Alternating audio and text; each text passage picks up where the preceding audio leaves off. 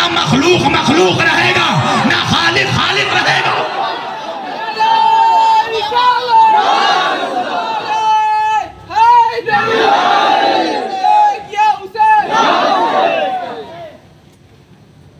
بیٹا پانی بولے تھے، اتنا نہیں کہ گلا جل جائے، تھوڑا اس میں ٹھنڈا پانی ملا۔ توجہ، خالق اور مخلوق کے درمیان جو شے ہے، جو رشتہ ہے، اس کو کہتے ہیں محمد۔ کام کیا ہے محمد کا؟ مخلوق کو خالق تک پہنچا دے، اسی کو کہتے ہیں وسیلہ۔ اور آسان کر دوں آپ کے لیے، اللہ قرآن میں کہہ رہا ہے اِنَّا هَدَيْنَاهُ السَّبِيلَ اِمَّا شَاكِرًا وَإِمَّا كَفُورًا۔ یہ قرآن ہے سورہ دہر۔ اللہ کہہ رہا ہے دیکھو ہدایت ہم نے ہدایت کیا ہے، ہم نے سبیل ہدایت کا انتظام کیا۔ اب چاہے تم شکر کر کے شاکر بن جاؤ یا کفر کر کے کافر بن جاؤ، تو اللہ کی ذمہ داری ہے کہ وہ ہدایت کرے۔ پوری توجہ، کس کی ذمہ داری ہے؟ اللہ ہدایت کرنے والا ہے نا۔ اب میرے سامنے ماشاءاللہ اتنا بڑا مجمع ہے اور سارا مسلمانوں کا مجمع ہے، کوئی ایک بندہ بھی مجھے ہاتھ اٹھا کر بتائے کہ اللہ نے اس کو ڈائریکٹ آ کر ہدایت کی ہو۔ کوئی نہ صحیح کوئی بقرات ہی اٹھا دے۔ آپ کہیے گا مولانا ہمارے بیچ میں بقرات کہاں سے آیا؟ جب فرشتوں کے بیچ ابلیس آ سکتا ہے، ہمارے بیچ بھی کوئی آ سکتا ہے؟ تو ہاتھ اٹھا کر کوئی بھی بتائے بھائی ادھر سے ادھر تک سب کو چھوٹ ہے، کوئی بتائے کہ اللہ نے ڈائریکٹ آ کر اس کی ہدایت کی ہو؟ کہا نہیں مولانا، کسی کو اللہ نے ڈائریکٹ آ کر ہدایت نہیں کی۔ کیوں بھائی؟ کہا اس لیے کہ اللہ اگر یہاں آ کر ہدایت کرے تو وہ نہ رہے، اور ہم اگر وہاں جا کر ہدایت لے تو ہم نہ رہیں۔ تو پھر درمیان میں کسی ایسے شے کی ضرورت ہے جو ادھر سے ہدایت لے اور بندوں کو دے دے۔ تو بھائی جو ادھر سے ہدایت لے گا اس کا اللہ سے قریب ہونا ضروری ہے، اور وہی جب ادھر ہدایت دے گا تو بندوں جیسا ہونا بھی ضروری ہے۔ تو خطا کسی کی نہیں ہے، یہ تو اپنے اپنے دیکھنے کا نظریہ ہے۔ جس نے ادھر سے دیکھا اس نے محمد کو نور سمجھا، جس نے ادھر سے دیکھا اپنے جیسا بشر سمجھ لیا۔ یہ تو بات ہے نظریے کی، یہ تو بات ہے نظریے کی۔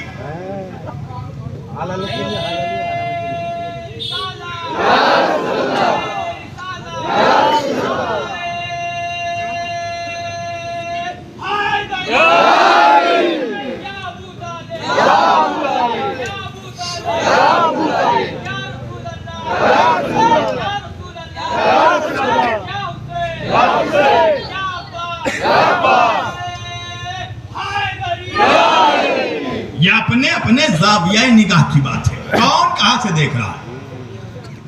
اچھا آپ بلندی پر جاتے ہیں نا، کہیں اوپر یہ بلڈنگ کھڑی ہے نا، اس کے فرسٹ فلور میں جانا ہوگا تو کیسے جاؤ گے؟ اڑ کے؟ سپر مین ہے کوئی؟ کیسے جاؤ گے؟ کہ ہم نا سیڑھی سے جائیں گے، زینے سے، سیڑھی میں چڑھ کر۔ اچھا سیڑھی ہے کیا؟ سیڑھی کیا ہے؟ سیڑھی کا جو اوپری سیرا ہے وہ ہے بلندی کی طرف، اور سیڑھی کا جو نچلا سیرا ہے وہ ہے پستی کی طرف۔ تو سیڑھی کا کام کیا ہے؟ پستی کو بلندی سے جوڑ دے۔ اب سمجھ میں آیا محمد رسول اللہ کا کام کیا ہے؟ بندے کو خدا سے جوڑ دے۔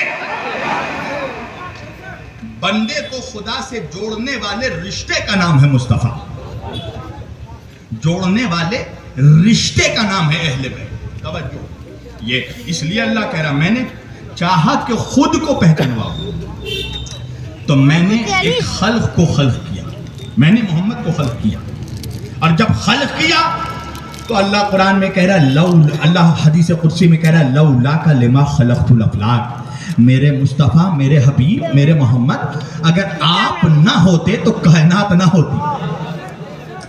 میں نے کائنات کو پیدا کیا ہے آپ کی محبت میں۔ اب سوال یہ ہے کہ کاہے سے پیدا کیا؟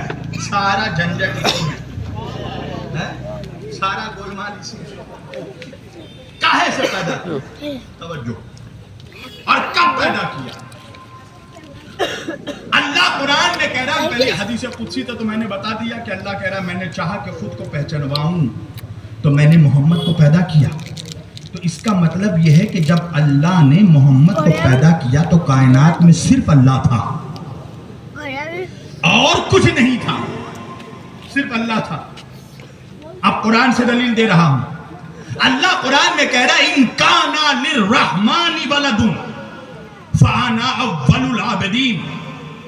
ऐ मेरे हबीब, ये जो लोग ईसा को अल्लाह का बेटा कहते हैं, यानी जो लोग हजरत ईसा अलैहिस्सलाम को अल्लाह का बेटा कहते हैं, ऐ मेरे हबीब आप इनसे कह दीजिए इन काना लिर्रहमानि वलदुन, अगर अल्लाह का कोई बेटा होता तो आप इन लोगों से कहिए फाना अव्वलुल आबिदीन, कि सबसे पहले कायनात के इबादत गुजार तो आप हैं। क्या मतलब? सबसे पहले इबादत गुजार आप हैं। और कुरान में अल्लाह कह रहा है हर शय अल्लाह की इबादत करती है, यानी चांद अल्लाह की इबादत करती है, सूरज अल्लाह की इबादत करता है, सितारे अल्लाह की इबादत करते हैं, फरिश्ते अल्लाह की इबादत करते हैं, इंसान अल्लाह की इबादत करते हैं, हैवान अल्लाह की इबादत करते हैं, दरख्त अल्लाह की इबादत करते हैं, चरिंदो परिंद अल्लाह की इबादत करते हैं, जमीन और आसमान अल्लाह की इबादत करते हैं। तो हर शय अल्लाह की इबादत करती है। और अल्लाह कह रहा है मोहम्मद सबसे पहले इबादत गुजार आप हैं। इसका मतलब यह है कि जब मोहम्मद पैदा हुए, जब मोहम्मद थे तो ना चांद था, ना सूरज था, ना जमीन थी, ना आसमान था, ना दरख्त थे, ना पेड़, ना पौधे, ना परिंद, ना हैवान, ना इंसान, कुछ नहीं था। इसलिए कि सबसे पहला इबादत गुजार मेरा नबी। तवज्जो, कुरान है कुरान। तो इसका मतलब यह है कि जब मोहम्मद पैदा हुए उससे पहले कोई शय पैदा नहीं हुई थी, न मिट्टी, न जमीन, न आसमान, न हवा, न आग, न पानी, कुछ नहीं। अच्छा, हम इंसानों को अल्लाह ने किस शय से पैदा किया है? 5 चीजें मिला करना है, आग, मिट्टी, पानी, हवा और रूह। आग, मिट्टी, आग, पानी, हवा और रूह। अच्छा, कुछ मौलवी कहते हैं कि अल्लाह ने नबी को भी उसी से पैदा किया। नहीं, नौज़ु बिल्लाह तो है, अभी हम इन्ना लिल्लाह भी करेंगे, सुन तो लीजिए भाई। बात जब दलील से होती है ना, दलील से, मालूम है हम अली वालों का यह पुराना स्टाइल है, हम दुश्मनों को दलील से दलील करते हैं। हाँ, हवाई बात करके क्या फायदा? अगर मैं हवाई बात करता ना तो अब तक कहाँ का संन्यास ले चुका होता। अब तक फील्ड में हूँ, यानी कि दलील रखता हूँ, तभी हूँ। मैं तो साफ कहता हूँ मनहूसों से कि तुम मुझे गाली दे सकते हो, जवाब नहीं दे सकते। पूरी तवज्जो। अब कुछ मौलवी हमारे बीच में, हम नाम ले लेंगे, किस फिरके से हैं, किस मसलक से हैं, जो सवाल होता है ना किस मसलक से है, भाई मसलक क्या है?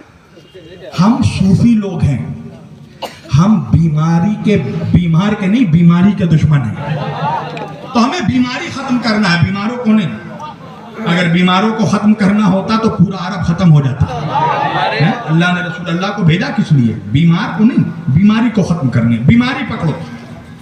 कुछ मौलवी कहते हैं अल्लाह ने मेरे नबी को मिट्टी से पैदा किया, अल्लाह ने मेरे नबी को हवा से पैदा किया, अल्लाह ने मेरे नबी को आग से पैदा किया, अल्लाह ने मेरे नबी को पानी से पैदा किया। चलो आज ये चैलेंज वाला जुमला कह रहा हूं मैं यहां से, तवज्जो। और चैलेंज करने को मैं जब चैलेंज कर रहा हूं तो यानी कि माइक पे बोल रहा हूं और ये तमाम मोबाइल वीडियो सारी चीजें ऑन हैं, समझे? और जब बोल देता हूं उस पर कायम रहता हूं। जब मैं कहता हूं कि मुनाजरा करूंगा तो ख्वाजा के गुंबद के नीचे, तो फिर भागने वाला नहीं हूं, इसलिए भगोड़े बाप का बेटा नहीं हूं। जब कह दिया तो कह दिया। अब चाहे तू कुछ बोलता रहे, मदीने के गुंबद के नीचे, बैतुल मुकद्दस के नीचे, अब तेरी मर्जी, मैंने तो बोल दिया। तवज्जो, करना है तैयार हूं, मगर मुनाजरा ख्वाजा के गुंबद के नीचे होगा, इसलिए कि ख्वाजा के गुंबद के नीचे आने की हर किसी की औकात ही नहीं है। तवज्जो, हिंदुस्तान का कोई राजा है तो मेरा ख्वाजा।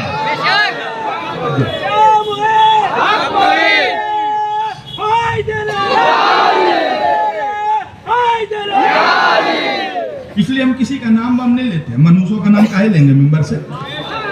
हमने कहा ना हम बीमारी के दुश्मन हैं, बीमार के नहीं। तो कुछ लोग कहने लगे कि अल्लाह ने मेरे नबी को मिट्टी से पैदा किया, किसी ने कहा हवा से पैदा किया, किसी ने कहा आग से पैदा किया, किसी ने कहा पानी से पैदा किया। मैंने कहा ठीक है मौलवी साहब, जिस चीज से आप कहिएगा मैं उसी चीज से मानूंगा कि अल्लाह ने उसी चीज से मेरे नबी को पैदा किया, मगर शर्त यह है कि जिस चीज से भी आप साबित करेंगे कि अल्लाह ने इस चीज से मोहम्मद को पैदा किया, तो उस चीज का वजूद आपको मोहम्मद से पहले दिखाना पड़ेगा। अल्लाह अकबर। अगर आप कहेंगे पानी से पैदा किया, तो पानी मोहम्मद से पहले दिखाना पड़ेगा। अगर आप कहेंगे मिट्टी से पैदा किया, तो मिट्टी मोहम्मद से पहले दिखाना पड़ेगा। अगर आप कहेंगे हवा से पैदा किया, तो हवा मोहम्मद से पहले दिखाना पड़ेगा। और मोहम्मद से पहले सिर्फ अल्लाह। और अल्लाह कह रहा कुरान में अल्लाह नूरुस समावाति वल अर्ज़, अल्लाह कह रहा मैं नूर हूं।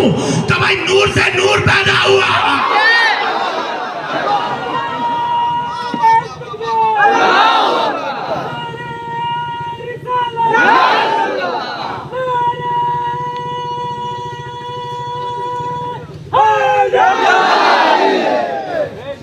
जब नूर के अलावा कुछ था ही नहीं मेरे नबी से पहले, तो फिर नूर से ही पैदा किया होगा ना। और खुद मेरे नबी की हदीस है, जब मेरे आका सल्लल्लाहु अलैहि वसल्लम से पूछा गया या रसूल अल्लाह, अल्लाह ने सबसे पहले किस शय को पैदा किया, तो मेरे आका फरमाते हैं अव्वलु मा खलक़ अल्लाहु नूरी, अल्लाह ने सबसे पहले मेरे नूर को पैदा किया। आदम की पैदाइश से 14,000 साल पहले अल्लाह ने मेरे नूर को पैदा किया। अगर नबी इतना ही कह देते ना कि अल्लाह ने सबसे पहले मेरे नूर को पैदा किया, तो मुझे लगता है कि 90% तो मान ही लेते कि हाँ अल्लाह ने नबी को नूर से पैदा किया। मगर इसके बाद जो हदीस नबी ने फरमाई है ना, असल मुनाफिकों के गले की हड्डी यही है।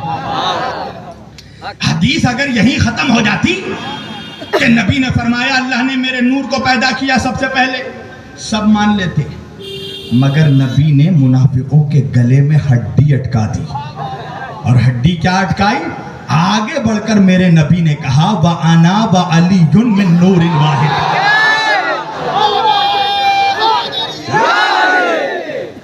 उसके बाद का जुमला तो खतरनाक है मुनाफिक के लिए। नबी फरमा रहे हैं कि मैं और अली एक नूर के दो हिस्से हैं। तो आप समझ में आया कि मुनाफिक जो नबी के नूर का इनकार करता है वो नबी के बुग़्ज़ में नहीं, अली के बुग़्ज़ में।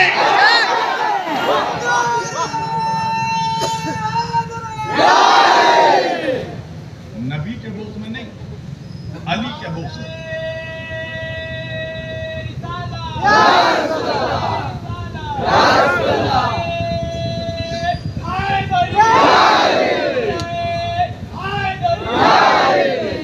इसलिए कि अगर नबी को नूरी माना तो फिर अली को भी नूर मानना पड़ेगा।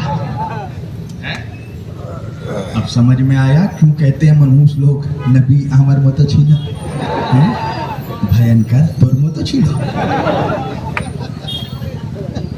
हमारे जैसे थे। चेहरा ऐसा है कि दिन में अगर घर से निकल जाए या घर में आ जाए तो बीवी डर जाए। यानी जिनका चेहरा देखकर उनकी बीवियां डर जाती हैं और रास्ते में बच्चे डर जाते हैं। और वो मनहूस कह रहा है नबी आमर मुँह छीना। मैं पढ़ रहा हूँ बंगाल में, मुझे याद पंजाब आ रहा है। पंजाब में एक लतीफ़ा बहुत मशहूर है। मेंढकी समझते हैं आप? मेरा मेंढकी, मेंढक की वाइफ। एक मेंढकी की बच्ची अपनी माँ से पूछती है ए माँ ए हूर क्यों होती है? माँ ये हूर क्या होती है? तो मेंढकी की माँ ने जवाब दिया लोखंडी शक्ल मेरे ही तेरे, हूर का चेहरा मेरे ही तेरे जैसा है। अब जरा गौर से देखो आंकड़ा के जवान कितने हैरत से मेरे चेहरे को देख रहे हैं। अरे मौलाना, कहाँ वो जमीन की मेंढकी, कहाँ वो जन्नत की हूर, अरे कहाँ बदशक्ल मुल्ला, कहाँ नबी का नूर। नहीं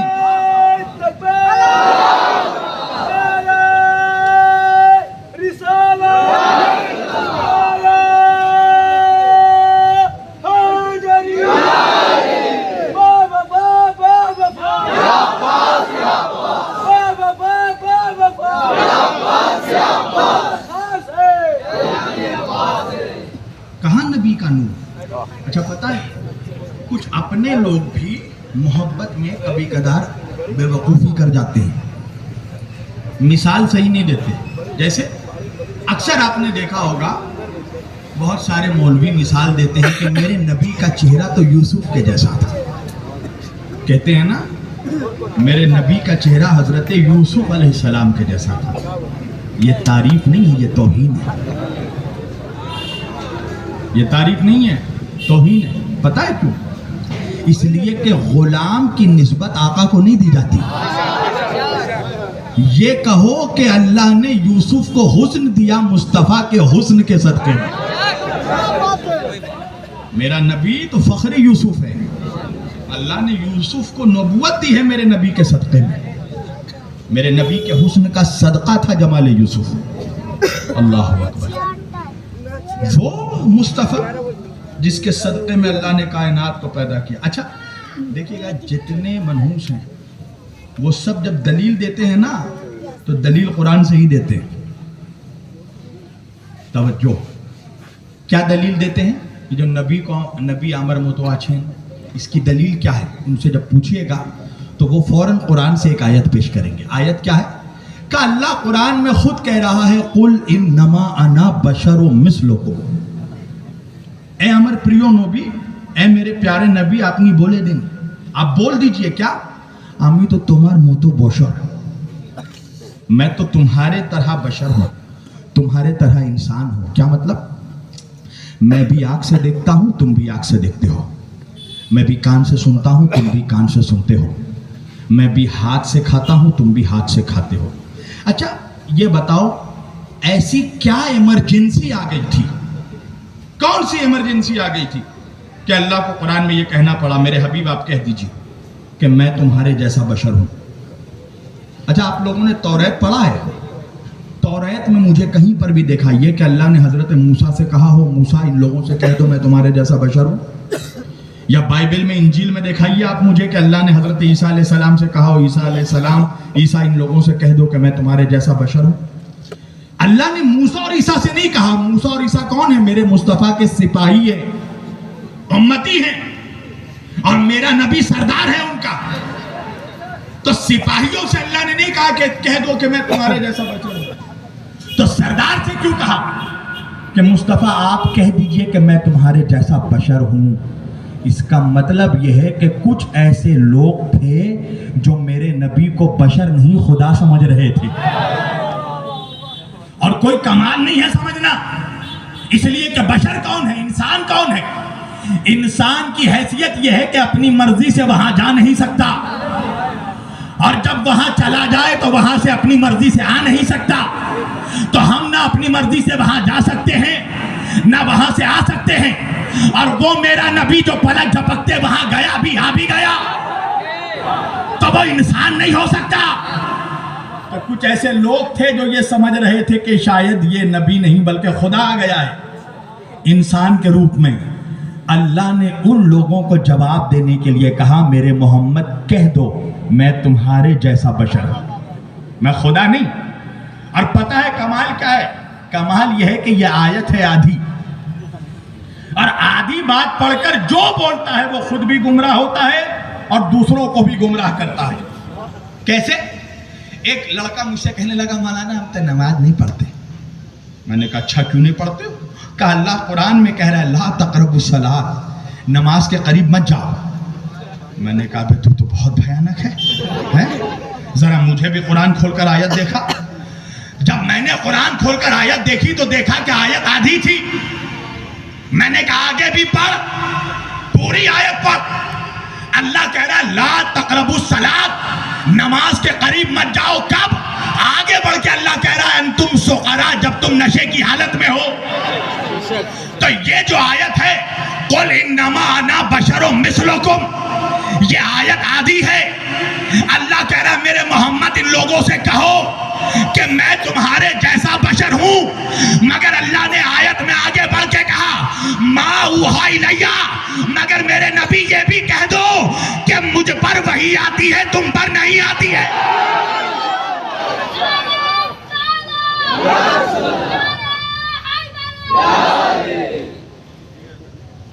ماؤ ہائی لیا، مجھ پر وہی آتی ہے، تم پر نہیں آتی ہے۔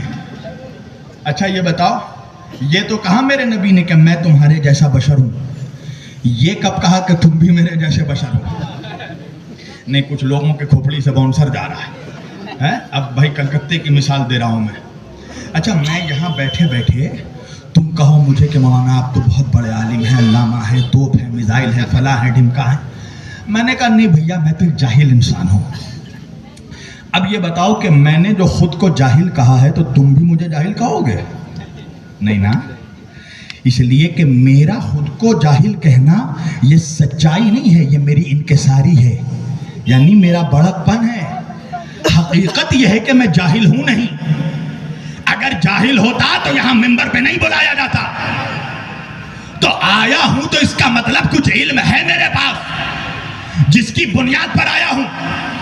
تو میں خود کو جاہل کہہ سکتا ہوں، آپ نہیں کہہ سکتے۔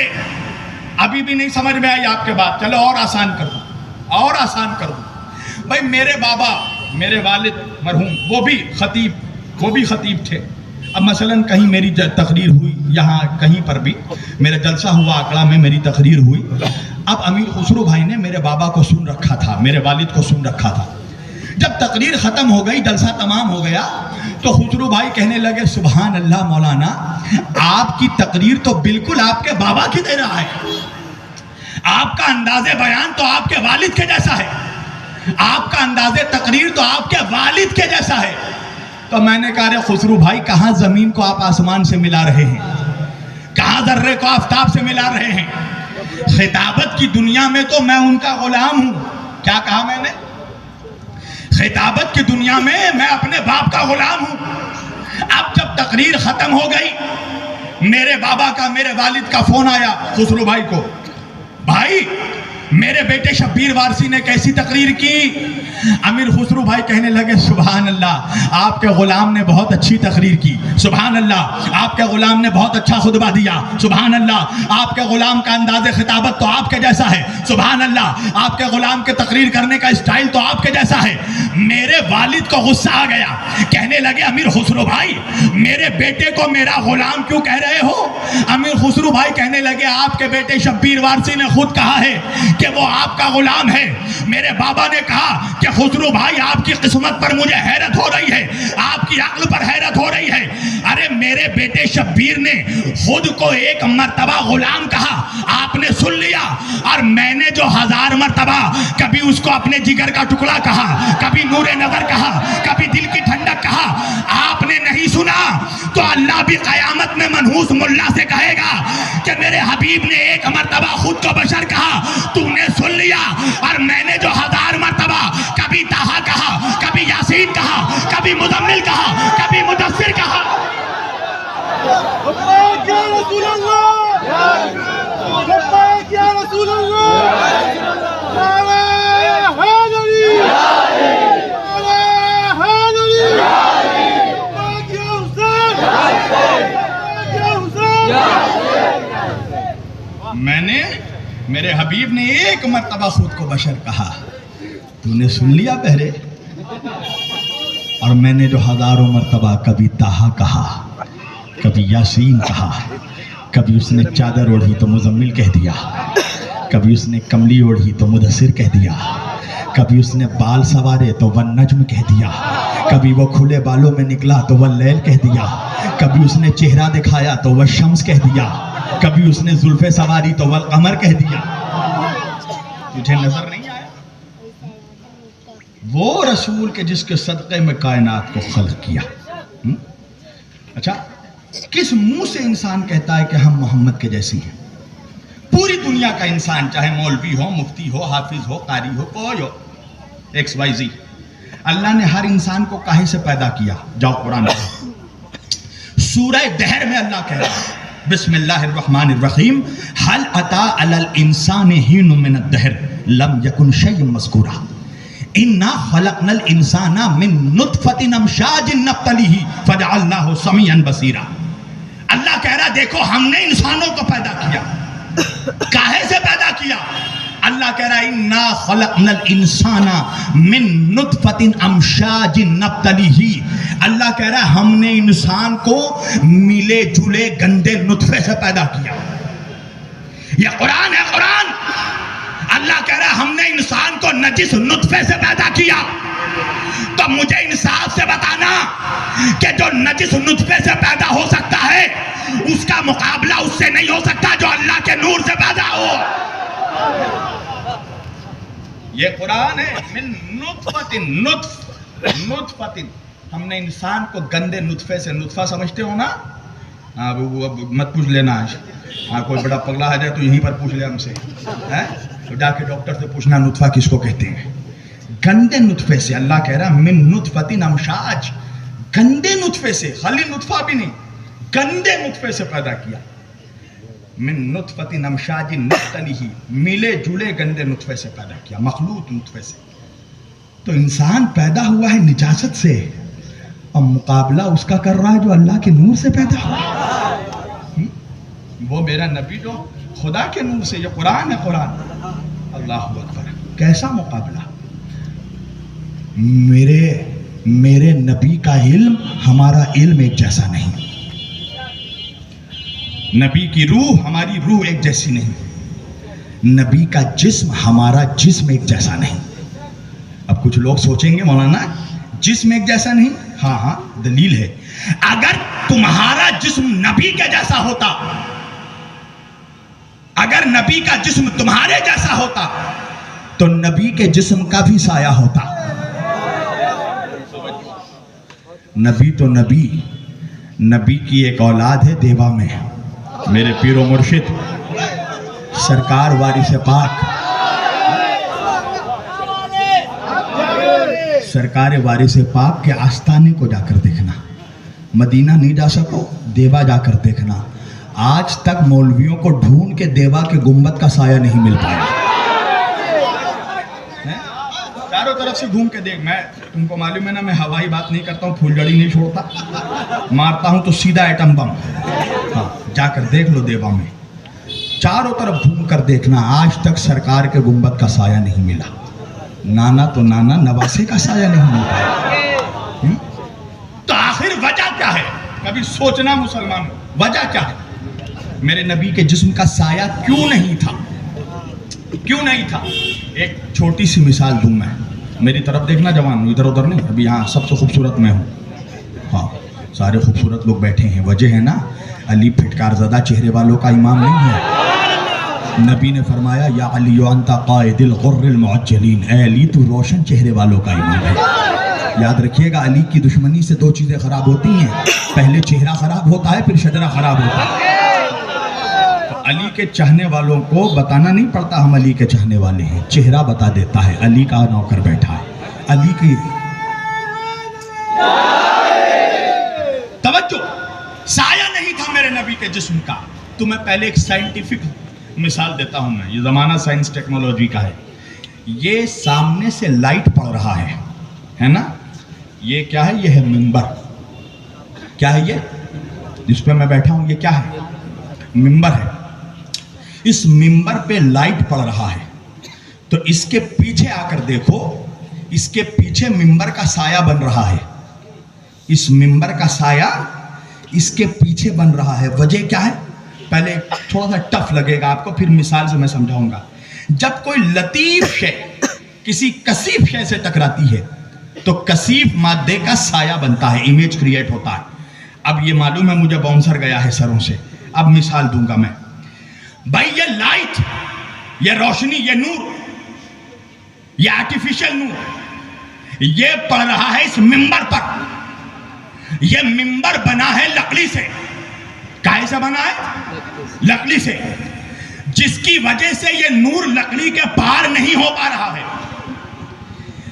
اور چونکہ یہ نور لکڑی سے ٹکرا رہا ہے اور پار نہیں ہو پا رہا ہے, اس لیے اس منبر کا سایہ بن رہا ہے, پیچھے امیج بن رہا ہے. پر اگر یہ منبر لکڑی کا نہیں ہوتا, اگر یہ منبر شیشے کا ہوتا تو روشنی شیشے کے پار ہو جاتا. اس لیے کہ جب لطیف لطیف سے ٹکراتی ہے تو سایہ نہیں بنتا. اور آسان کر دوں, یہ چاروں طرف لائٹ ہے نا, ہر لائٹ کی روشنی دوسرے لائٹ سے ٹکرا رہی ہے. ہر لائٹ کا نور دوسرے نور سے ٹکرا رہا ہے. تو زمین میں مجھے ذرا ڈھونڈ کر بتاؤ کس لائٹ کا کون سا نور ہے؟ کہا نہیں ڈھونڈ پاؤ گے. کیوں؟ اس لیے کہ جب نور سے نور ٹکراتا ہے تو سایہ نہیں بنتا. کوئی جا کر بے وقوفوں کو سمجھائے کہ جب سورج کا نور نور محمد سے ٹکراتا تھا تو سایہ نہیں بنتا تھا.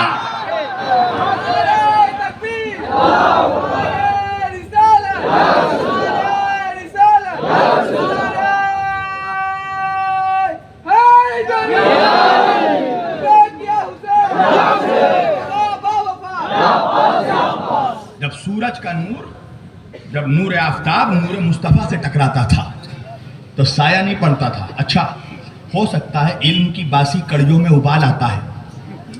بعد میں کوئی منحوس کہے کہ ٹھیک ہے نبی تھے تو نور، مگر اللہ نے نور کو رکھا تو مٹی کے پیکر میں، رکھا تو مٹی کے پتلے میں، مٹی کے لبادے میں، پھر بھی سایہ نہیں بنا. اس کی وجہ کیا ہے؟ پھر ایک سائنٹیفک دلیل دیتا ہوں. ابھی یہ میں تقریر کر رہا ہوں، کس پہ تقریر کر رہا ہوں؟ مائکرو فون پہ. آواز کون پہنچا رہی ہے میری؟ یہ مائکرو باکس. بول یہاں رہا ہوں، آواز اس باکس سے آ رہی ہے. تو اس مائکرو فون سے میری آواز لے کون رہا ہے؟ اور لے کر اس باکس تک میری آواز پہنچا کون رہا ہے؟ آخر اس مائک اور اس باکس کے درمیان رشتہ کیا ہے؟ کنیکشن کیا ہے؟ تو نوجوان کہنے لگے مولانا کنیکشن ہے اس پلاسٹک وائر کا. میں نے کہا اس پلاسٹک وائر میں ہے کیا؟ کہا مولانا اس کے اندر ہے الیکٹریسٹی، اس کے اندر ہے بجلی، اس کے اندر ہے نور. میں نے کہا نور ہے تو دکھائی کیوں نہیں دیتا؟ کہا وجہ یہ ہے مولانا کہ نور کو پلاسٹک کے پرت میں ڈھانک دیا گیا. کیوں؟ کہا اگر ڈھانکا نہیں جاتا تو آپ کو شوق لگ جاتا، آپ مر جاتے. تو اللہ نے بھی نور محمد کو کوہ طور پر چمکا کر دیکھا تھا. موسیٰ کی امت مر گئی، اگر عرب میں بھیج دیتا تو سارے ابو باپ بننے سے پہلے مر جاتے.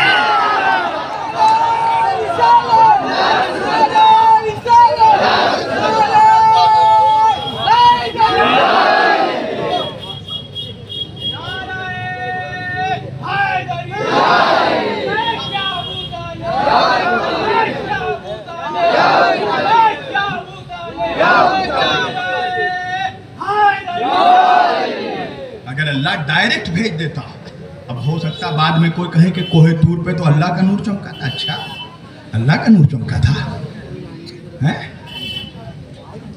اللہ کا نور تھا. اچھا ہوا کیا تھا؟ حضرت موسیٰ علیہ السلام کوہ طور پر گئے اور جانے کے بعد اللہ سے کہا کہ پروردگار میری امت تجھے دیکھنا چاہتی ہے. بنی اسرائیل والے ضد کر رہے ہیں کہ تجھے دیکھیں گے تو خدا مانیں گے. اللہ نے کہا موسیٰ تجھے پتا نہیں میں وحدہ لا شریک ہوں، جو دکھائی دے دے وہ کچھ بھی ہو سکتا ہے، خدا نہیں ہو سکتا. موسیٰ میں تو دکھائی نہیں دے سکتا. موسیٰ گئے پھر واپس آئے، کہا اللہ میری امت ضد پہ آ گئی ہے، اب یہ ضد پہ بیٹھ گئی ہے کہ دیکھے گی تو مانے گی. اللہ نے کہا تو ٹھیک ہے، ضدیوں کا علاج میں جانتا ہوں، آؤ لے کر. موسیٰ اپنی ساری قوم کو، ساری امت کو لے کر کوہ طور کے پہاڑ پر پہنچے. کیا ہوا؟ کہ اللہ نے نور کو چمکایا. توجہ، اللہ نے نور کو چمکایا تو کیا ہوا؟ موسیٰ علیہ السلام بے ہوش ہو گئے، خوف سے غش کھا کے بے ہوش ہو گئے، اور موسیٰ کی ساری امت مر گئی، ہلاک ہو گئی، ساری قوم مر گئی، سارے لوگ مر گئے. سوال یہ اٹھتا ہے کہ سارے لوگ کب مرے اور موسیٰ کب بے ہوش ہوئے؟ کہا جب نور کو دیکھ لیا، نور کو دیکھا تبھی تو بے ہوش ہوئے. امت، نور کو امت نے دیکھا تبھی تو امت مری، تو دیکھی تب مری. تو پھر دیکھ لیا تو پھر وہ اللہ کہاں رہا؟ جو نظر آ گیا وہ خدا کہاں رہا؟ تو پھر ماننا پڑے گا کہ کوہ طور پہ نور خدا نہیں نور مصطفیٰ چمک رہا تھا. اس لیے کہ خدا نظر نہیں آ سکتا. وہاں تو دیکھا امت نے، موسیٰ نے دیکھا پھر بے ہوش ہوئے، امت نے دیکھا پھر مری امت. تو اس کا مطلب یہ ہے کہ نور خدا نہیں نور مصطفیٰ چمک رہا تھا. تو اللہ تو ایک ٹیسٹ کر چکا تھا کہ بھائی مصطفیٰ کا نور برداشت نہیں کر سکتا انسان، مر جائے گا۔ اللہ نے مٹی کے لبادے میں رکھا۔ اب تو یہ تو ایک سائنٹیفک ریزن تھا، اب میں تمہیں ایک روحانی ریزن بھی بتاتا ہوں کہ میرے نبی کے جسم کا سایہ کیوں نہیں تھا۔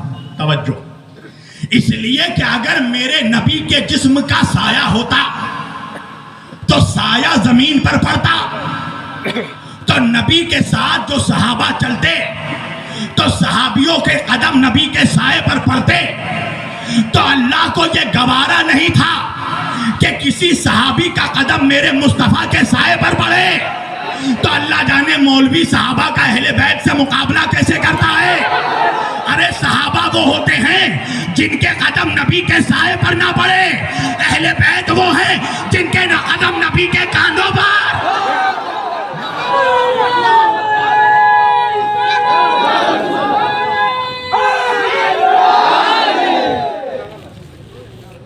اہل بیت جو نبی کے کاندھوں پر سوار ہوتے تھے، سب کو پتا ہے نا؟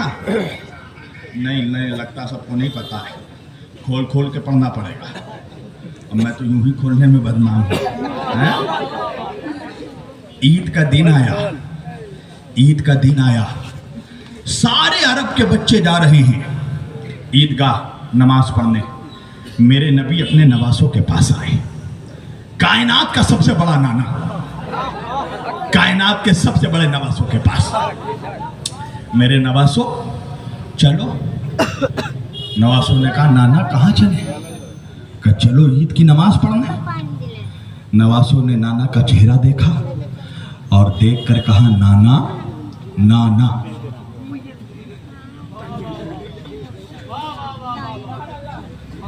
پہنچ گئے ان کو میرا سلام۔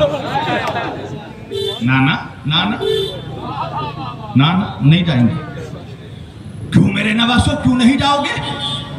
نانا عرب کے سارے بچے اپنے اونٹوں پر بیٹھ کر جا رہے ہیں، اپنے سواریوں پر، اپنے ناکوں پر بیٹھ کر جا رہے ہیں۔ نانا ہمارا کوئی اونٹ نہیں ہے، ہمارا کوئی ناکا نہیں ہے۔ میرے آقا نے حسن و حسین کا چہرہ دیکھا، دیکھ کر کہا میرے نواسوں عرب کے سارے بچے آج اونٹوں پر بیٹھ کر جائیں گے، تم میرے کاندھوں پر بیٹھ کر، تم میرے شانوں پر بیٹھ کر جاؤ۔ حسن و حسین کو یہ جو ہم گھوڑا بنتے ہیں نا، یہ جو اونٹ بنتے ہیں نا اپنے، ہر نانا اپنے نواسوں کے لیے، یہ رسول کی سنت ہے بچوں کے لیے اونٹ بننا، گھوڑا بننا۔ اللہ کے کائنات کا رسول سواری بن گیا۔ آؤ میرے لاڈلو۔ حسن و حسین کو بٹھایا، نبی نکلے راستے میں۔ ایک مرتبہ مولا حسن نے کہا نانا عرب کے سارے بچے اپنے اونٹوں کا لگام پکڑے ہوئے ہیں، نانا ہماری سواری کا کوئی لگام نہیں ہے۔ رسول اللہ نے کہا میرے نواسوں عرب کے سارے بچے اپنے اونٹوں کا لگام پکڑیں گے، تم میری زلفوں کو پکڑ لو۔ اللہ اکبر، تم میری زلفوں کو پکڑ لو۔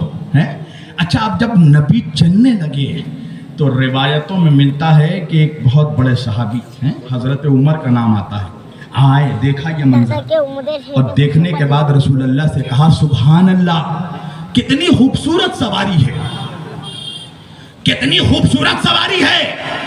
تو روایت میں ملتا ہے کہ نبی کا چہرے پہ جلال آ گیا۔ حضرت عمر نے، صحابی نے پوچھا یا رسول اللہ آپ کے چہرے پر جلال کیوں ہے؟ کہا یہ بتاؤ تم نے کیا کہا؟ کہا میں نے کہا کتنی خوبصورت سواری ہے۔ رسول اللہ نے کہا یہ بھی تو دیکھو کتنے خوبصورت سوار ہیں۔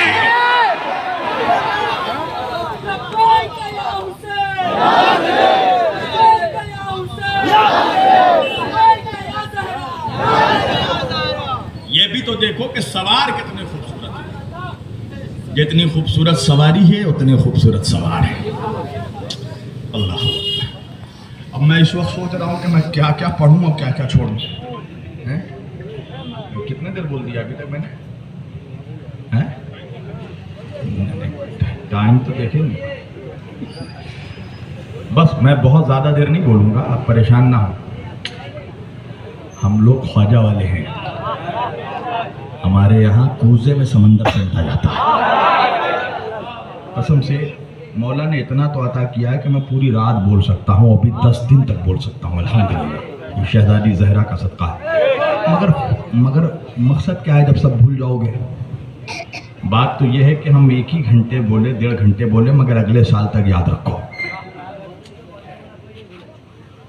چلو ماشاءاللہ، ایک سے ایک دیوانے ملتے ہیں ایسے ہی جلسوں میں۔ پوری توجہ سننا، یہ بھی تو دیکھو کہ سوار کتنے خوبصورت ہیں، تو کون ہو سکتا ہے کائنات میں ان کے جیسا؟ کون ہو سکتا ان کے جیسا؟ کبھی اپنی خلقت تو دیکھ کہ اللہ نے تجھے کائے سے پیدا کیا اور انہیں کائے سے پیدا کیا۔ یہ دلجان چشتی صاحب بیٹھے ہیں، میں ان کے ساتھ ایک کرسی کے دکان میں گیا کرسی خریدنے، تو کرسی والے سے میں نے چار کرسی رکھی ہوئی تھی، میں نے پہلی کرسی کا دام پوچھا کیا قیمت ہے اس کی، بولا 1000۔ دوسری کرسی کا دام پوچھا اس کی کیا قیمت ہے، کہنے لگا 10,000۔ تیسری کرسی کا دام پوچھا اس کی کیا قیمت ہے، کہنے لگا 1 لاکھ۔ اور اس کے بغل میں چوتھی کرسی تھی، اس کی کیا قیمت ہے، کہنے لگا 1 کروڑ۔ میں نے کہا یہ کیا بات ہے، اس کی 1000، اس کا 1 لاکھ، اس کا 1 کروڑ، ہے تو سب کرسی۔ تو کرسی والا کہنے لگا مولانا کرسی مت دیکھو، یہ دیکھو کرسیاں بنی کاہے سے ہیں۔ یہ جو 1000 والی کرسی ہے نا یہ لکڑی سے بنی ہے، اور یہ 1 کروڑ والی جو کرسی ہے یہ سونے سے بنی ہے۔ تو یہ مت دیکھ کہ ہم بھی بشر وہ بھی بشر، یہ دیکھ بنے کاہے سے ہیں، تو مٹی سے بنا ہے وہ نور سے بنا ہے۔ خلقت کاہے سے ہوئی ہے یہ بھی تو دیکھ، خالی بشریت دیکھتا، یہ تو دیکھ کہ اللہ نے کس شے سے خلق کیا ہے میرے نبی کو۔ اللہ قرآن میں سورہ حجرات میں 49واں سورہ ہے قرآن مجید کا، اللہ کہہ رہا بسم اللہ الرحمن الرحیم یا ایھا الذین آمنوا لا تقدموا بین یدی اللہ ورسولہ واتقوا اللہ ان اللہ سمیع علیم۔ یا ایھا الذین آمنوا لا ترفعوا اصواتکم فوق صوت النبی ولا تجہروا لہ بالقول کجہر بعضکم لبعض ان تحبط اعمالکم وانتم لا تشعرون۔ اللہ قرآن میں کہہ رہا ہے اے ایمان والو یا ایھا الذین آمنوا لا تقدموا بین یدی اللہ ورسولہ، خبردار اللہ اور رسول سے 1 قدم بھی آگے بڑھنے کی کوشش مت کرنا، 1 قدم بھی آگے مت بڑھنا۔ توجہ، اللہ کہہ رہا ہے 1 قدم بھی آگے مت بڑھنا میرے نبی سے۔ اور کچھ مولوی کہتے ہیں کہ کوئی امتی آگے بڑھ کے نماز پڑھا رہا تھا، نبی پیچھے پڑھ رہے تھے، اور یہ قرآن میں اللہ کہہ رہا ہے لا تقدموا، 1 قدم بھی آگے مت بڑھنا۔ یہ قرآن ہے قرآن، اب میں ملا کی مانوں یا اللہ کی مانوں؟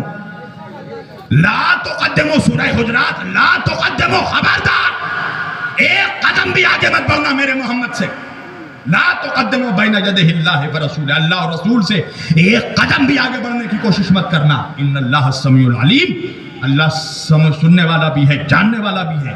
یا ایھا الذین آمنوا لا ترفعوا اصواتکم فوق صوت النبی، اے ایمان والو خبردار میرے نبی کی آواز پر اپنی آواز بلند نہ کرنا، ولا تجہروا لہ بالقول، اور خبردار میرے نبی کو ویسے مت پکارنا جیسے تم ایک دوسرے کو پکارتے ہو، جیسے تم اپنے دوستوں کو پکارتے ہو، جیسے تم اپنے بھائیوں کو پکارتے ہو۔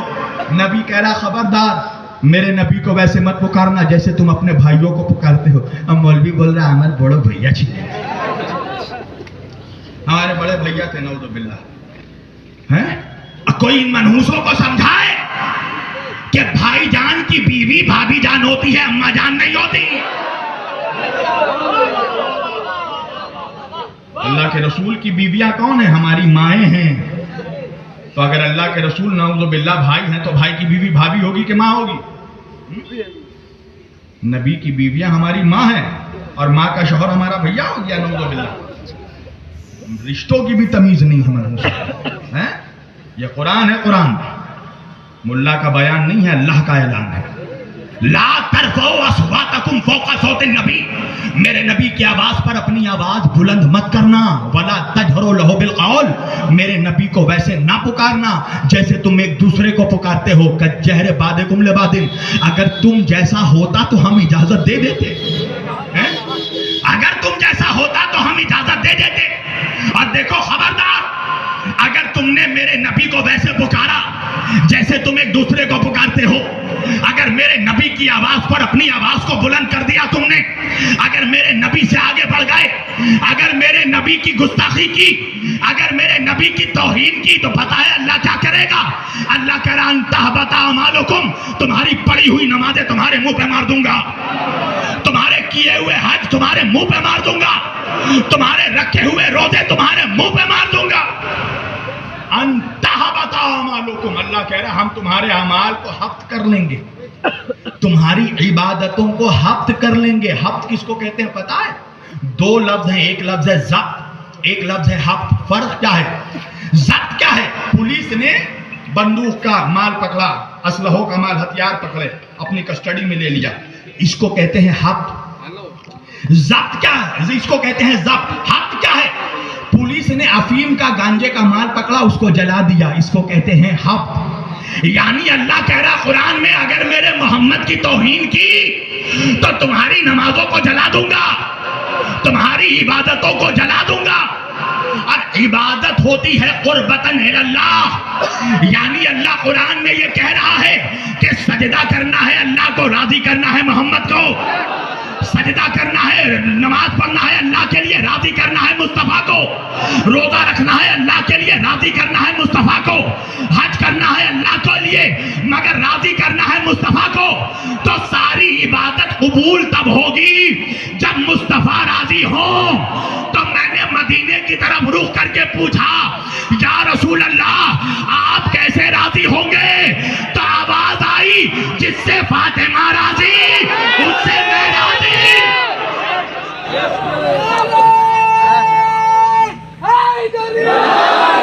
हदीस है कि जिससे फातिमा राजी उससे मैं राजी, और जिससे फातिमा नाराज उससे मैं नाराज। तो आज के बाद मौलवी तेरा जिसको भी जी चाहे रजी अल्लाह कहना, मगर तारीख में दिखाना कि उससे फातिमा राजी थी या नहीं, उससे जहरा राजी थी या नहीं, जिससे सैयदा राजी उससे मुस्तफा राजी। अल्लाह, वो फातिमा कि जिसकी ताजीम को रसूल खड़े हो जाते थे। मौलवी बोला तो बेटी के लिए खड़ा, तो तेरी बेटी के लिए खड़ा हो जा, तेरी बेटी आती तो बेटा कहाँ रहता है? नहीं, एक सरदार सरदार के लिए खड़े होते थे। नबी नबियों का सरदार, तो फातिमा औरतों की सरदार, सैयदतुन निसा है। अल्लामा इकबाल कहते हैं क्या आलम निस्वा में मिलती है मिसाल इसकी, ताजीम को बाप उठे बेटी की ये अजमत है। कौन बेटी? बेटी है पैगंबर की, माँ 11 इमामों की। इस इतरे नबूवत में खुशबू विलायत है, और जिस शान की बीवी थी वैसा ही मिला शौहर। एक मलकाए इस्मत है, एक शाह इमामत है। अल्लामा इकबाल कहते हैं सोचो क्या मकाम है फातिमा ज़हरा का है। मेरा नबी है सैयदुल अंबिया, सैयदुल अंबिया समझते हो? नबियों का सरदार। यानी जिस जगह पे मेरा नबी आ जाए, आदम से लेकर ईसा तक के नबियों पर वाजिब है कि वो खड़े हो जाए। मुस्तफ़ा आए तो आदम खड़े हो गए, मुस्तफ़ा आए तो नूह खड़े हो गए, मुस्तफ़ा आए तो इब्राहिम खड़े हो गए, मुस्तफ़ा आए तो इस्माइल खड़े हो गए। अरे सारे अंबिया जिसकी ताजीम को खड़े हों उसे मुस्तफ़ा कहते हैं, मुस्तफ़ा जिसकी ताजीम को खड़े हों उसे फातिमा। फातिमा के अल्लाहु अकबर। कौन है इनके जैसा? तेरी नस्ल पाक में है बच्चा बच्चा नूर का। जब मौलवी ये शेर पढ़े ना तो उससे पूछ के खाली नजराने के लिए पढ़ रहा है या दिल से मानता है? जब मान रहा है तो मान के बच्चा बच्चा नूर का है। तू है इन्हें नूर, तेरा सब घराना नूर का, तो फिर मान के इस घर का बच्चा बच्चा नूरी। आपको पता है मुस्तफ़ा को, सरकार को बशर इसलिए कहा गया हम जैसे थे, ताकि अली को भी कह सके हम जैसे थे, ताकि हसन हुसैन को भी ये कह सके हम जैसे थे। इसलिए कि जब नबी को कह दिया तो सब हम जैसे हो गए। नऊज़ुबिल्लाह, जब नबी हम जैसे हो गए तो अली भी हम जैसे, हसन भी हम जैसे, हुसैन। ये साजिश समझिए, अटैक पहले ही सरदार पे कर दिया। आपको पता है एक छोटा सा चलो बात आगे, छोटी सी मिसाल देता हूं मैं, ताकि मौलवी को भी उसकी औकात पता चल जाए तो उसमें और नबी में फ़र्क क्या है। अभी मैं गया था बिहार, तो वहाँ पर एक मेरा हिंदू भाई आया था, रविंदर लाल। اس نے مجھ سے آ کے کہا کہ مولانا آپ کی تقریر میں کئی مہینوں سے سن رہا ہوں اور سنتے سنتے اب میں اس نتیجے پہ پہنچا ہوں کہ میں مسلمان ہونا چاہتا ہوں، آپ مجھے کلمہ پڑھائیے۔ میں نے کہا یہ بھائی کوئی بی جے پی والا سن لے گا تو میرے ہی اوپر مقدمہ ہو جائے گا کہ ہم دھرم پریورتن کروا رہے۔ میں نے کہا بھائی تیری مرضی، سمجھے آج کے زمانے میں کلمہ پڑھانا بھی ڈینجر ہے، سن لیجیے۔ اچھا کلمہ مان لیجیے کوئی بھی آیا کلمہ پڑھنے کے لیے، کلمے کا پہلا لفظ کیا ہے؟ لا الہ الا اللہ۔ توجہ کیجیے گا، بہت اپنی اوقات پہچانے ہیں، اگر کوئی مولوی بھی اپنے جیسا سمجھتا ہے ان کو تو وہ اپنی اوقات پہچانے۔ لا الہ الا اللہ، لا الہ الا اللہ کے بعد کیا ہے؟ محمد رسول اللہ، ہے نا، صلی اللہ علیہ وآلہ وسلم۔ اب اگر میں محمد رسول اللہ میں محمد کا نام ہٹا کے نعوذ باللہ استغفر اللہ کسی اور کا بھی نام ڈال دوں، فلاں رسول اللہ، فلاں رسول اللہ، یا اپنا نام ڈال دوں یا کسی مولوی کا نام ڈال دوں، تو کیا یہ جائز ہے؟ نہیں نا، حرام ہے۔ کیا ہے؟ حرام ہے کلمے میں محمد کے علاوہ کسی اور کا نام لینا۔ میں نے کہا کسی اور کا نام لوں، مولوی نے کہا نہیں، صرف محمد کا نام لیجئے۔ کیوں؟ فرض ہے محمد کا نام لینا، واجب ہے محمد کا نام لینا۔ سمجھ میں آئی بات؟ کسی اور کا نام لیا تو حرام، محمد کا نام لیا تو فرض۔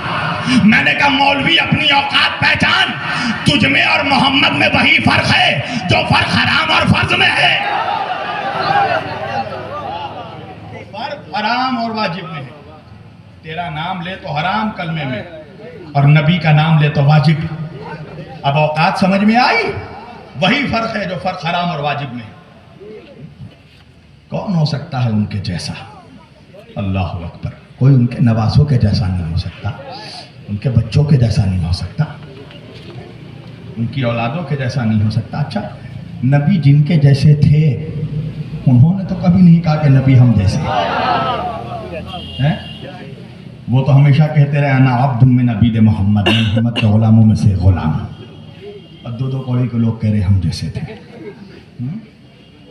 بیان مجھے بہت کچھ کرنا ہے مگر ایک سبجیکٹ تک مجھے آنا تھا، پھر انشاءاللہ اللہ نے کبھی زندگی دی تو اور، حالانکہ بہت مضمون ہے میرے پاس مگر کچھ اہم باتیں بھی آپ لوگوں تک پہنچانا ہے۔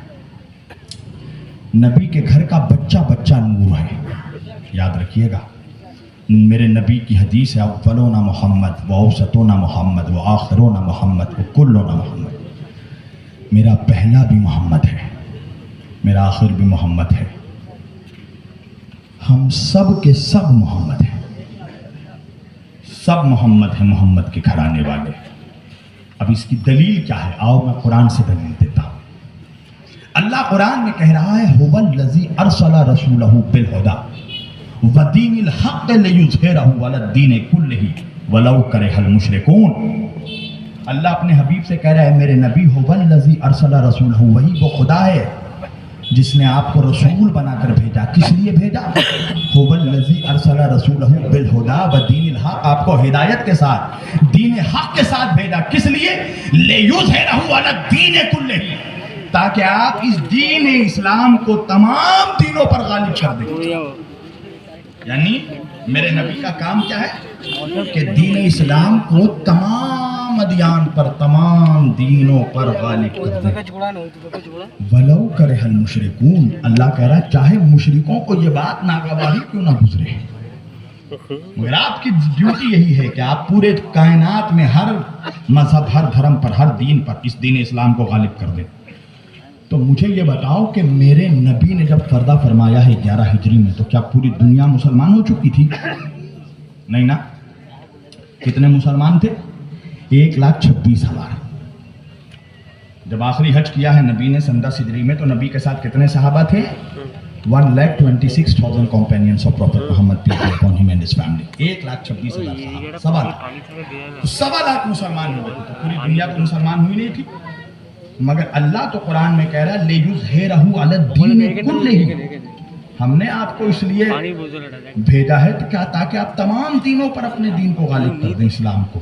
تو تمام دینوں پر تو غالب ہوا نہیں اسلام، تو کیا نعوذ باللہ نبی یہ کام ادھورا چھوڑ کر چلے گئے؟ نہیں۔ اب سمجھ میں بات آئی کہ نبی نے کیوں کہا کہ میرا پہلا بھی محمد اور میرا آخر جو آئے گا وہ بھی محمد ہوگا.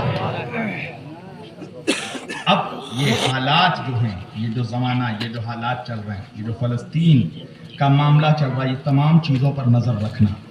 سب سے پہلے ایک چیز سمجھ لو کہ فلسطین میں آج جو کچھ ہو رہا ہے اس کا ذمہ دار امریکہ اور اسرائیل نہیں ہے, اس کے ذمہ دار آپ لوگ ہیں, مسلمان ہیں. مسلمان کی وجہ سے آج فلسطین کے مسلمان مار کھا رہے ہیں. امریکہ کی اتنی اوقات ہی نہیں ہے کہ مار ڈالے. اسرائیل ہے کیا؟ امام خمینی نے کہا تھا کہ اگر مسلمان, تمام دنیا کے مسلمان ایک ایک بالٹی پانی صرف پھینک دینا تو اسرائیل بہہ جائے. اور آج وہ اسرائیل وہ قیامت ڈھا رہا ہے فلسطین میں کہ معصوم بچے بلک رہے ہیں, گھر کا گھر اجڑ جا رہا ہے, فیملی کی فیملی ختم, ایک بار میں پوری نسل ختم ہو جا رہی ہے ایک ایک گھر کی. 2000 سے زیادہ بچے اب تک شہید ہو چکے ہیں. اللہ جانے ان ماں باپ پہ کیا گزر رہی ہو. قسم خدا کی اس فلسطین کے اس منظر میں ہم لوگوں کو کربلا سے اور زیادہ قریب کر دیا. سسکتے بلکتے بچے, بچوں کے گوشت کے چچھڑے, ماں کے شکموں میں ایسے چھرے والے گولیاں ماری گئیں کہ حمل سے بچہ پھٹ کے نکل گیا, پیٹ پھٹ کے بچہ گر گیا. ابھی 3 روز پہلے میں نے ایک تصویر دیکھی کہ ایک مسلمان کے گود میں 7 مہینے کا بچہ.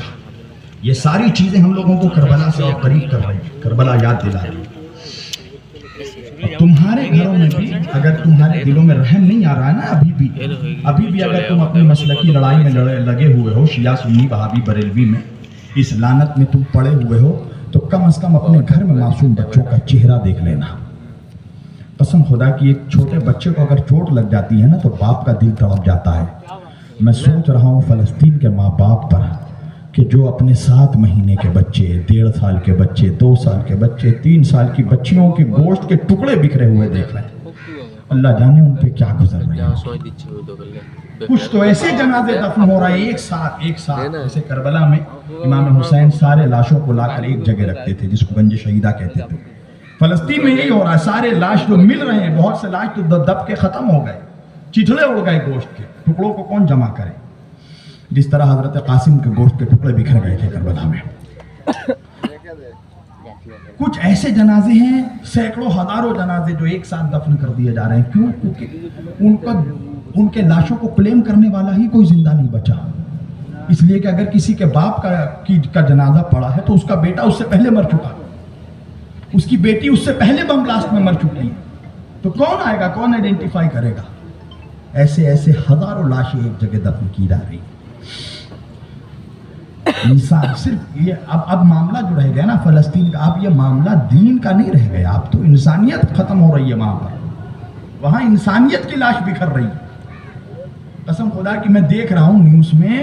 ایک تو دیکھو, ایک بات سمجھ لو کہ ہندوستان کا 80% مسلمان بے غیرت ہو چکا ہے, اس میں کوئی شک نہیں رہ گیا. اب مسلمانوں سے زیادہ مسلمانوں کے مولوی بے غیرت ہو چکے ہیں, منحوس ہو چکے ہیں, کوئی شک نہیں. میں ایک دم فرینک بولتا ہوں, پوری دنیا میں جو آج پروٹیسٹ ہو رہا ہے نا, سب سے زیادہ غیر مسلم پروٹیسٹ کر رہے ہیں. برطانیہ میں, انگلینڈ میں یہ اعلان کر دیا گیا کہ کوئی بھی اگر فلسطین کے سپورٹ میں احتجاج کرے گا تو 5 سال کی اس کو سزا دی جائے گی. آپ کو پتہ اس اعلان کے بعد کیا ہوا؟ سارا لنڈن سڑکوں پر اتر گیا. اٹھائیے میڈیا دیکھیے, سب سے زیادہ اس وقت پروٹیسٹ ہو رہا ہے تو یورپین کنٹریز میں ہو رہا ہے. پورا نیو یارک کے عوام اس وقت سڑکوں پر اترے ہوئے ہیں. لندن, جرمنی, جہاں روکا جا رہا ہے, جہاں پولیس فائرنگ کر رہی ہے, جہاں آنسو گیس چھوڑے جا رہے ہیں, مگر وہاں پر لوگ سڑکوں پہ نکل آئے ہیں. مگر ہندوستان میں دیکھنے کوئی نظر نہیں آ رہا ہے. کہاں اللہ جانے سوئے ہوئے ہیں مسلمان, اللہ جانے. حالانکہ ہمارے ابھی پردھان منتری جی نے بھی کہا ہے کہ ہم فلسطین کے ساتھ کھڑے ہیں, مگر اللہ جانے مسلمانوں کو کس بات کا ڈر ہے. ایک بات یاد رکھو گے, جو ظلم کا تماشا دیکھتا ہے وہ خود کبھی نہ کبھی ظلم کا شکار ہوتا ہے. آج ان پر ظلم ہو رہا ہے, تم تماشا دیکھ رہے ہو نا ٹی وی پہ, میڈیا میں. کل جب تم پر ظلم ہوگا تو دنیا ایسے ہی تماشا دیکھے گی. کربلا سے ہمیں ایک درس ملا ہے. درس کیا ہے پتا؟ تم ذرا سوچنا کربلا میں کیا ہوا. امام حسین 72 لوگوں کو لے کر, امام حسین کے ساتھ کتنے لوگ تھے؟ 72, اور 72 میں سارے جوان نہیں تھے, سارے سپاہی نہیں تھے, سولجر نہیں تھے. ان 72 میں 6 مہینے کے بچے بھی تھے, 6 مہینے کا بچہ بھی تھا, 4 سال کا بچہ بھی تھا, 6 سال کا بچہ بھی تھا, 7 سال کا بچہ بھی تھا, 3 سال کا بچہ بھی تھا, 13 سال کے قاسم بھی تھے, 18 سال کا نوجوان بھی تھا, 32 سال کے حضرت عباس بھی تھے, اور 80 سال کے حضرت حبیب جیسا بوڑھا بھی تھا. مسلم ابن اوسیجہ جیسے بوڑھے بھی تھے. ان سبوں کو ملا کر 72 تھے. آپ لوگوں نے تو حضرت علی اصغر کا نام سنا ہی ہے, 6 مہینے کا بچہ جس کے گلے پہ تیر مارا گیا, امام حسین کے اس بچے کے گلے میں 6 مہینے کا بچہ. اصل میں یہ میٹر اسلام کا نہیں, یہ تو انسانیت ختم ہو گئی ہے نا. 6 مہینے کے بچے کا کیا قصور ہے, اس کے گلے پہ تیر مارا گیا. جب امام حسین کی شہادت ہوئی, جہاں تک کہ مسلمانوں نے کیا کیا, تو کچھ ابھی فلسطین میں تو ابھی لاشیں ہیں, مگر لاشوں کے اوپر میں ٹینک نہیں چلایا جا رہا ہے. مگر کربلا میں جب نبی کے نواسوں کے لاشیں پڑے تھے, جسم کے جب امام حسین کا لاش مبارک پڑی ہوئی تھی, تو ان کے لاش کے اوپر سے گھوڑے دوڑائے گئے. اور گھوڑے دوڑانے والے کون؟ مسلمان, جو نبی کا کلمہ پڑھنے والے تھے. یہاں تو پھر بھی یہودی ہیں, وہ تو مسلمان نبی کے بچوں کو مار رہے تھے. تو جب تم نبی کے بچوں پر رحم نہیں کرو گے تو اللہ تم پر کیسے رحم کرے گا؟ کبھی سوچنا اس بات کو. لاشوں کے اوپر سے گھوڑے دوڑائے گئے. امام حسین کے اکیلے کے لاش کے اوپر سے 22,000 گھوڑے, امام حسین کے بچوں کے لاشوں کے اوپر سے گھوڑے دوڑائے گئے. علی اصغر کا تو نام سب نے سنا ہے, 6 مہینے کا بچہ جس کے گلے پہ تیر مارا گیا تھا. جب کربلا کا واقعہ ہو گیا اور تمام سروں کو نیزوں پر اٹھایا گیا, یہاں تک کہ امام حسین نے اپنے بچے علی اصغر کی لاش دفن کر دی تھی, تو حضرت علی اصغر کی لاش کو زمین سے نکال کر ان کے سر کو کاٹا گیا تھا, بچے کے سر کو, اور نیزے پر اٹھایا گیا تھا. 72 سر نیزے پر. اور جب اس سروں کو لے کر کوفے سے جایا جا رہا تھا, تو ایک بڑھیا, ایک ضعیفہ کی نظر پڑی. تو اس ضعیفہ نے سنان ملعون سے پوچھا, سنان ابن انس ابن مالک سے, کہ یہ جو کٹے ہوئے سر ہیں کس جرم میں ان کے سروں کو کاٹا گیا؟ تو اس لعنتی نے کہا کہ یہ لوگ نماز نہیں پڑھتے تھے, یہ بے نمازی تھے. تو اس بڑھیا نے کہا کہ جھوٹ نہ بول, ان کے پیشانیوں پر سجدوں کے نشان بتاتے ہیں کہ یہ نمازی تھے. تو سنان کہنے لگا کہ یہ لوگ باغی تھے, خلیفہ کے خلاف بغاوت کی تھی.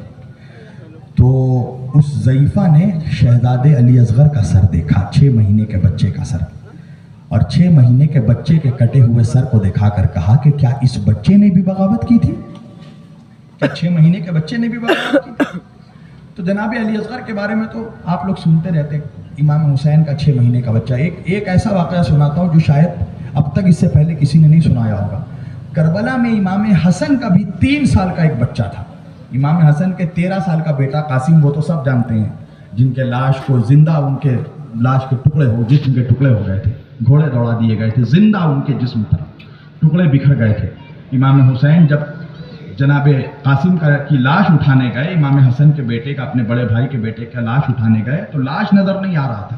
کہیں انگلیاں پڑی ہوئی تھیں, کہیں پسلی کی ہڈیاں پڑی ہوئی تھیں.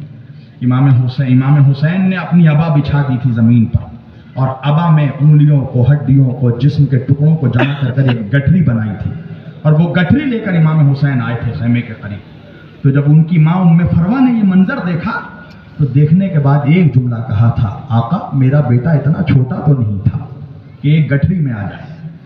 تو قاسم کا نام تو آپ نے سنا ہے, مگر امام حسن کا 3 سال کا ایک اور بیٹا تھا جس کا نام تھا عبداللہ ابن حسن. آپ کو پتا ہے آخری وقت جب شمر لعنتی امام حسین کے سینے پر چڑھ کر امام حسین کے گلے کو جب ذبح کرنے جا رہا تھا, کاٹنے جا رہا تھا, اس گلے پہ چھری چلانے جا رہا تھا جس گلے کو رسول اللہ چومتے تھے, تو جب امام حسن کے اس بچے نے, 3 سال کے بچے نے, عبداللہ نے جب دیکھا کہ چچا کے گلے پہ چھری چلنے جا رہی ہے, تو اس بچے نے جا کر اپنے چچا کے گلے پر, امام حسین کے گلے پر دونوں ہاتھ رکھ دیے. اور جب دونوں ہاتھ رکھے تو شمر نے تلوار جب ماری تو بچے کے دونوں ہاتھ کاٹ دیے. بچہ تڑپ تڑپ کر مر گیا. تو کربلا یاد آ گئی فلسطین کو دیکھ کر کہ فلسطین میں آج یہ حال ہو رہا ہے مسلمانوں کا. اس کے ذمہ دار تم ہو, اپنے یہ سب, ہم سب ہیں اس کے ذمہ دار. 58 مسلم مملکت ہیں, 58 مسلم کنٹریز ہیں. قسم خدا کی 58 میں اگر 18 ملک بھی ایک ساتھ ہو جائے نا فلسطین کے ساتھ, تو کل ہمت نہیں ہوگی اسرائیل کی کہ امریکہ پر بمباری اور فلسطین پر بمباری کرے, 18 ملک بھی ایک ہو جائے. نہیں, کوئی مدد کر رہا ہے تو کون؟ وہی جس کو آپ لوگ رافضی کہتے ہیں, وہی جس کو اللہ جانے کتنی نفرتیں مسلمانوں کے دلوں میں جن کے لیے ڈالی جاتی, وہی ایران, وہی شیعہ. آج جو کچھ ہتھیار فلسطین کے پاس ہے اور حزب اللہ جو مدد کر رہی ہے, تو باقی تو سب صرف بھاشن دے رہے ہیں. ترکی کا جو صدر ہے اس سے بڑا دوغلا تو اس وقت کوئی ہے ہی نہیں. ترکی کو سب ارطغرل غازی جب سے آیا ہے سب سمجھتے ہیں کہ اردغان بھی ارطغرل غازی ہے. یہ صرف زبانی بھاشن دیتا ہے, صرف زبانی لیکچر, کچھ پریکٹیکلی نہیں. یہ جب سے بمباری ہو رہی ہے صرف زبان سے کہہ رہا ہے, کچھ نہیں کرتا. اور بلکہ ترکی نے تو ابھی حال فی الحال اسرائیل کی ایمبیسی کھولی ہے اپنے ملک میں. یہ تو کردوغلو جو ہے, کردوغلو تو یہی ہے. لوگ سمجھ رہے تھے بہت بڑا ہیرو ہے, اس سے بڑا کوئی دوغلا ہے ہی نہیں اس وقت پوری دنیا میں مسلمانوں میں. اگر کوئی واقعاً اگر کوئی مدد کر رہا ہے تو ایران کر رہا ہے.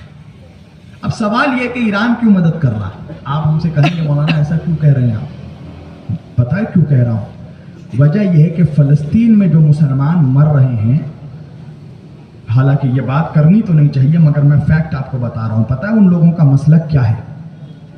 آج کوئی مسلک پوچھ رہا ہے فلسطین کے مسلمان مرنے والے کون ہیں, شیعہ ہیں, سنی ہیں, بریلوی ہیں, کوئی مسلک پوچھ رہا نہیں. پر آپ کو معلوم ہے وہ کس مسلک کے ہیں؟ فلسطین کے 100% مسلمان سب سلفی ہیں, وہابی ہیں. وہاں ایک سنی تک نہیں ہے, سب سلفی ہیں. سلفی سمجھتے ہیں سلف, وہابی ہیں سب. وہاں کوئی ماتم کرنے والا نہ شیعہ ہے اور نہ مصطفیٰ جان رحمت پہ لاکھوں سلام پڑھنے والا کوئی بریلوی. وہاں سب کے سب سلفی ہیں. اور ان سلفیوں کی بھی مدد اگر کوئی کر رہا ہے تو ایران کر رہا ہے. کیوں بھائی؟ ایران کو چاہیے کہ ہاتھ اٹھا لے, کھینچ لے. شیعہ کیوں مدد کرے گا؟ وہابی کی, سلفی کی, سنی کی کیوں مدد کر رہا ہے بھائی؟ اور آج جو ہم لوگ بھی کر رہے ہیں تو اچھی بات ہے, کرنا چاہیے. میرے شہر کے بہت مولویوں نے بھی احتجاج کیا, مگر کبھی بعد میں ان سے اکیلے میں پوچھے گا کہ مولانا انہی نجدیوں کو تو دن رات آپ کافر بولتے رہتے ہیں, ان کے خلاف تقریر کرتے رہتے ہیں, تو آج کیوں درد ہو رہا ہے؟ یہ درد کیوں ہو رہا ہے پتہ ہے؟ اس لیے کہ یہ درد یہ اس لیے ہو رہا ہے کہ اللہ کے رسول کی حدیث ہے کہ مسلمان ایک جسم کی طرح ہے. اگر ایک حصے کو تکلیف پہنچتی ہے تو سارے جسم کو اس کا احساس ہوتا ہے. آج وہ حدیث صحیح ثابت ہو رہی ہے. کہیں نہ کہیں درد تو ہے دل میں, ان کے لاشوں کو دیکھ کر دل میں تکلیف تو ہو رہی ہے. اب کوئی نہیں سوچ رہا ہے کہ مرنے والا وہابی ہے یا بریلوی ہے یا شیعہ ہے یا سنی ہے. اب تو سب یہی سوچ رہے ہیں کہ نہیں, مرنے والا ہمارا مسلمان ہے, ہمارا بھائی ہے. سب کو تکلیف ہو رہی ہے. اچھا, جتنے مر رہے ہیں وہاں پر وہ مر نہیں رہے, وہ سب شہید ہیں. کیا ہے؟ شہید ہیں. پتہ ہے کیوں؟ شہادت کس کو کہتے ہیں؟ اللہ اور رسول کی خاطر اگر کوئی موت آئے تو اس موت کو شہادت کہتے ہیں. تو فلسطین کے مسلمانوں کو کیوں مارا جا رہا ہے؟ کیونکہ وہ لا الہ الا اللہ محمد رسول اللہ پڑھتے ہیں, اس کلمے کی بنیاد پر, ہے نا. تو مرنے والے سب شہید ہیں نا, تو شہید ہیں. اچھا, جب سب مر رہے ہیں تو آپ سب کو غم ہے کہ خوشی ہے؟ بتائیے تو, سب بتائیے تو. کوئی ایک بتائے جو ہم کو بہت خوشی ہو رہی ہے. کوئی ہاتھ اٹھا کے بتائے کہ ان کے مرنے سے مجھے بہت خوشی ہو رہی ہے. کوئی ہاتھ اٹھائے؟ کوئی نہیں اٹھا رہا. یعنی سب کو غم ہے. ذرا ہاتھ اٹھائیے تو, غم جس کو ہے ذرا ہاتھ اٹھائیے, جس کو فلسطین کے مسلمانوں کے مرنے کا غم ہے. چلیے اب ہاتھ نیچے. ماشاءاللہ, یعنی کہ سب کو غم ہے. فلسطین کے مسلمان ان کی شہادت کا غم ہے. اب میں ایک بات کہوں, محرم میں جب ہم لوگ امام حسین کا غم مناتے ہیں تب تو مولوی کہتا ہے غم مت مناؤ, شہید تو زندہ ہے. تو آج یہ پالیسی کیوں چینج ہو گئی بھائی؟ اب جو فلسطین میں مسلمان مر رہا ہے, اب ان کی بھی خوشی مناؤ. پھر کیوں غم منا رہا ہے؟ کیونکہ وہ بھی تو شہید ہیں, شہید زندہ. کیوں غم منا رہے؟ خوشی مناؤ, ناچو, لڈو بانٹو, مٹھائی بانٹو. کیوں غم منا رہے؟ امام حسین کے غم منانے میں تو پرابلم ہے. فوراً بھاشن دے دو گے ہم زندہ جاوید کا ماتم نہیں, امام حسین زندہ ہیں, ہم زندہ کا غم نہیں مناتے. تو آج فلسطین کے مسلمانوں کا غم کیوں منا رہے؟ تو پتہ ہے ایک جواب ملے گا. جواب یہ ملے گا کہ ہم ان کی شہادت کا غم نہیں منا رہے ہیں. جو ظلم ان پر ہو رہا ہے, جو مصیبت ان پر ڈھائی جا رہی ہے, جو تکلیف وہ اٹھا رہے ہیں, اس تکلیف کا ہم غم منا رہے ہیں. ہم بھی محرم میں یہی کرتے ہیں. امام حسین کی شہادت کا غم نہیں مناتے. جو مصیبت کربلا میں نبی کے بچوں پر ڈھائی گئی، جو ظلم کیا گیا، اس ظلم کا غم مناتے ہیں، ان اذیتوں کا غم مناتے ہیں. آج سارے مسلمان غمزدہ ہونا بھی چاہیے، اس لیے کہ قرآن صاف کہتا ہے کہ ظلم کے خلاف کھڑے ہو، مظلوم کا ساتھ دو. اللہ ہمیشہ مظلوم کے ساتھ ہے. ایسا نہیں ہے کہ اللہ دیکھ رہا ہے، نعوذ باللہ تماشا دیکھ رہا ہے. نہیں، پروردگار اس وقت ان سسکتے ہوئے بچوں کے آوازوں کو سن رہا ہے، ان کے گوشت کے ٹکڑوں کو خدا بھی دیکھ رہا ہے. اور رنگ تو ضرور لائے گا، یہ بات یاد رکھنا. حضرت علی فرماتے ہیں کہ اگر کوئی انسان سو جائے تو اس کو پانی کی بوندیں جگا دیتی ہیں، مگر جب کوئی قوم سو جاتی ہے تو اس کو فقط شہیدوں کے لہو جگا سکتی ہے. تو آج جو مسلمان سویا ہوا تھا نا پوری دنیا میں، کہیں نہ کہیں فلسطین کے مظلوم مسلمانوں کا جو لہو ہے، وہ لہو کہیں نہ کہیں بے غیرت مسلمانوں کو جگا رہا ہے. جو نیند میں سو گئے وہ بھی جاگ رہے ہیں کہیں نہ کہیں. تکلیف تو ہو رہی ہے، درد تو ہو رہا ہے. اس لیے